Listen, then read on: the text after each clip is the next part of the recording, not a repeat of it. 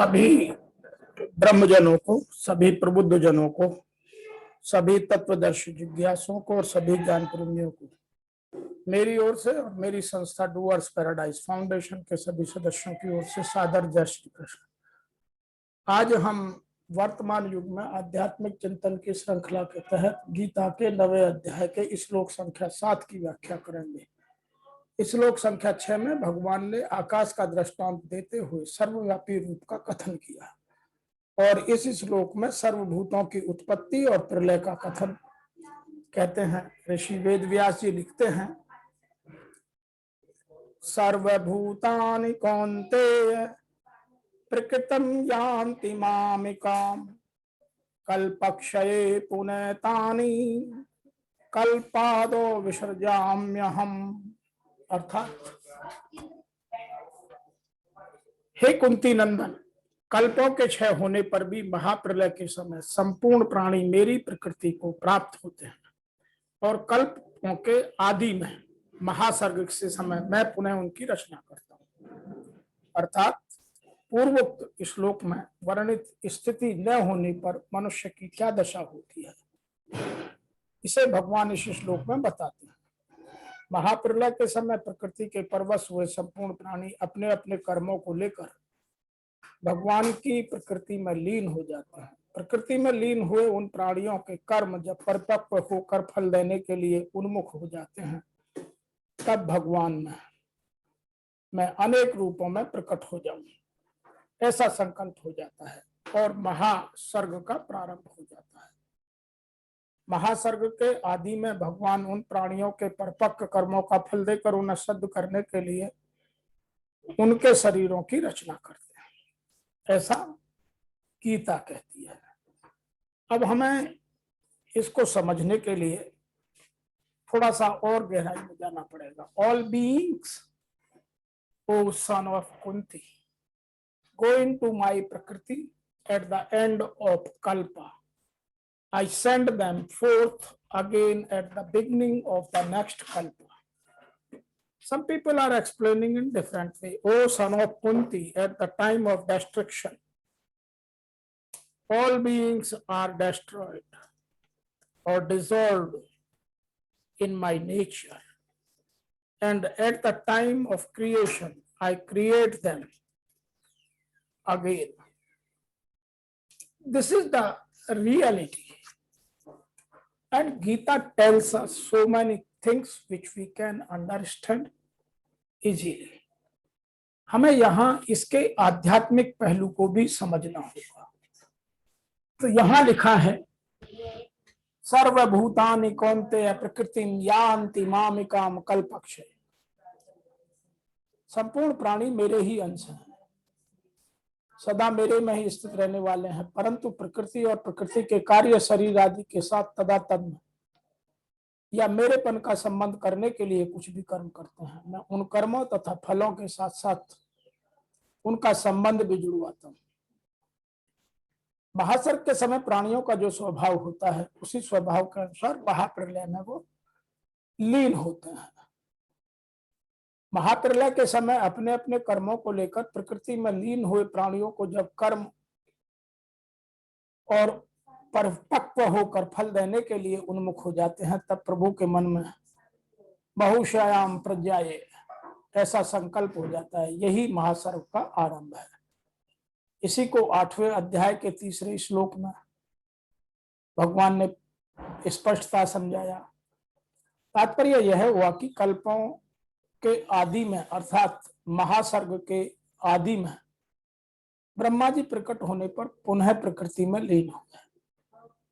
प्रकृति परवश उन जीवों का उन कर्मों के अनुसार, उनके कर्मों के अनुसार, उन योनियों में, उन शरीरों में, उन परिस्थितियों में या उनके साथ विशेष संबंध करा देती है। यह उनको रचना कहलाता है। इसी को भगवान 4थे अध्याय के 13वें श्लोक में भी कहा है। अब यहाँ सर्वभूतानि प्रकृति यान्ति, महाप्रलय तो स्वयं जीव की प्रकृति से प्राप्त होते हैं और तानि कल्पादौ विसर्जामि, महासर्ग के आदि में मैं उनकी रचना करता हूँ। ये दो प्रकार की क्रिया देने का तात्पर्य है कि क्रियाशील होने से प्रकृति स्वयं लय की तरफ बढ़ जाती है, अर्थात क्रिया करते करते थकावट होती है तो प्रकृति का परमात्मा में लय हो जाता है। इसी प्रकृति के साथ संबंध रखने से महाप्रलय के समय प्राणी भी स्वयं प्रकृति में लीन हो जाते हैं और प्रकृति परमात्मा में लीन हो जाती है। महासर्ग आदि के या महासर्ग आदि में उनके परिपक्व कर्मों का फल देकर उनको शुद्ध करने के लिए मैं शरीरों की रचना करता हूं। रचना उन्हीं प्राणियों की करता हूं जो प्रकृति के परवश हुए हैं। जैसे मकान का निर्माण तो किया जाता है पर वह धीरे धीरे स्वतः गिरता जाता है, ऐसे सृष्टि की रचना तो है, भगवान करते हैं, पर प्रलय स्वतः होता है। इससे सिद्ध होता है कि प्रकृति के कार्य शरीर और संसार में रचना तो भगवान का होता है और प्रकृति का कार्य ह्रास की तरफ स्वतः होता है। यह समझने की बात है। यहाँ एक बात और भी कहने की है, जो आज वर्तमान का काल है, इसमें हमको कैसे समझना है। तो यहाँ कहते हैं कि भगवान श्री कृष्ण ने कहा, कल्प के विलय काल में सब भूत प्राणी मेरी प्रकृति अर्थात मेरे स्वभाव के अनुसार प्राप्त होते हैं और कल्प आदि में मैं उनको बार बार विसर्जामि, उनके विशेष रूप से सृजन करता हूं। तो वो केवल पहले से किंतु विकृत थे, उन्हीं को रचता हूं, उन्हीं को सजाता हूं। जो अचेत हैं उन्हें जागृत करता हूं, कल्प के लिए प्रेरित करता हूं। कल्प का तात्पर्य है उत्थान, उन्मुखो परिवर्तन। तो इसीलिए भगवान हमें बार बार कल्प के लिए, हमारे उत्थान के लिए हमें प्रेरित करते हैं। आसुरी संपद से निकलकर जैसे जैसे मनुष्य दैवीय संपद में प्रवेश पाता है, यहीं से उसका कल्प प्रारंभ होता है और जब ईश्वरीय भाव को प्राप्त होता है तो वही कल्प का क्षय, अपना कर्म पूरा करके कल्प में विलीन हो जाता है। भजन का आरंभ कल्प का आदि है और भजन की पराकाष्ठा जहां लक्ष्य विदित होता है, कल्प का अंत है। जब यह क्षर आत्मा योनियों के कारण भूतादि रोगों से मुक्त होकर अपने शाश्वत स्वरूप में स्थित हो जाए, इसी को श्री कृष्ण कहते हैं कि वह मेरी प्रकृति को प्राप्त होता है। जो महापुरुष का विलय करके प्रवेश के स्वरूप, जो महापुरुष प्रकृति का विलय करके स्वरूप में प्रवेश पा गए, उनकी प्रकृति कैसी है? क्या इसमें प्रकृति शेष है? नहीं। योगेश्वर श्री कृष्ण पहले ही कह चुके हैं कि सभी प्राणी अपनी प्रकृति को प्राप्त होते हैं, जैसा उनके ऊपर प्रकृति के गुणों का दबाव होता है वैसा वो करते हैं। प्रत्यक्ष दर्शन के साथ साथ जानकारी वाला ज्ञानी भी अपनी प्रकृति के सदृश चेष्टा करता है। वह पीछे वालों के कल्याण के लिए करता है। पूर्ण ज्ञानी तत्व स्थित महापुरुष की रहनी ही उसकी जड़ प्रकृति है, वह अपने स्वभाव में बरतता है। परंतु कल्प के क्षय के लोग महापुरुष इसी रहनी को प्राप्त होते हैं और वो आगे महापुरुष के इसी कृतत्व पर पुनः प्रकाश डालेंगे। तो जो हमारा आज का श्लोक है, इससे हमें सीखने को यह मिलता है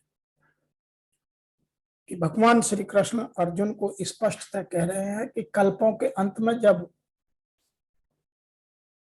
सब भूत मेरी प्रकृति को प्राप्त होते हैं, अर्थात प्रकृति में लीन होते हैं, और फिर जब मैं कल्पों की रचना करता हूं तो उनके उन्हीं कर्मों के अनुसार उन्हें शरीर, वही परिस्थिति, वही देश, वही काल, ताकि वह प्रकृति आगे पुनः चल जाए। यह प्रकृति का निरंतर क्रम है और जो आत्मा परमात्मा में विलीन हो जाती है वो इन सब चीजों से दूर हो जाती है।